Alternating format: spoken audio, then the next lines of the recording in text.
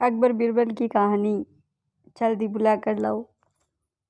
बादशाह अकबर एक सुबह उठते ही अपनी दाढ़ी खुजलाते हुए बोले, अरे कोई है।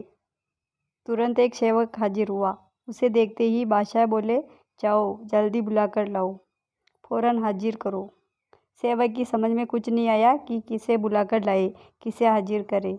बादशाह से पलटकर सवाल करने की तो उसकी हिम्मत ही नहीं थी। उस सेवक ने यह बात दूसरे सेवक को बताई, दूसरे ने तीसरे को और तीसरे ने चौथे को। इस तरह सभी सेवक इस बात को जान गए और सभी उलझन में पड़ गए कि किसे बुलाकर लाए, किसे हाजिर करे।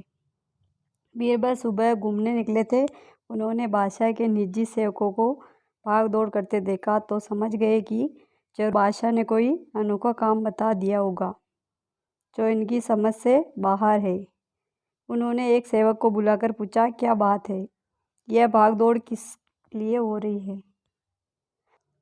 सेवक ने बीरबल को सारी बात बताई। महाराज हमारी रक्षा करें, हम समझ नहीं पा रहे हैं कि किसे बुलाना है।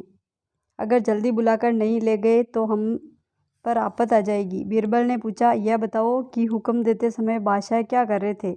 बादशाह के निजी सेवक जिसे हुक्म मिला था उसे बीरबल के सामने हाजिर किया तो उसने बताया, जिस समय मुझे तलब किया उस समय तो बिस्तर पर बैठे अपनी दाढ़ी खुजला रहे थे। बीरबल तुरंत सारी बात समझ गए और उनके होठों पर मुस्कान उभर आई। फिर उन्होंने उस सेवक से कहा, तुम हाजम को ले जाओ।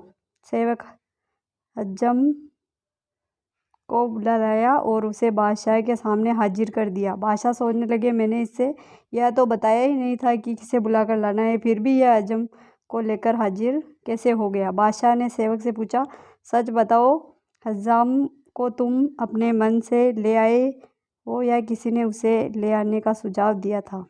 सेवक घबरा गया, लेकिन बताए बिना भी तो छुटकारा नहीं था। बोला, बीरबल ने सुझाव दिया था, जा बना। बादशाह बीरबल की बुद्धि पर खुश हो गए। धन्यवाद।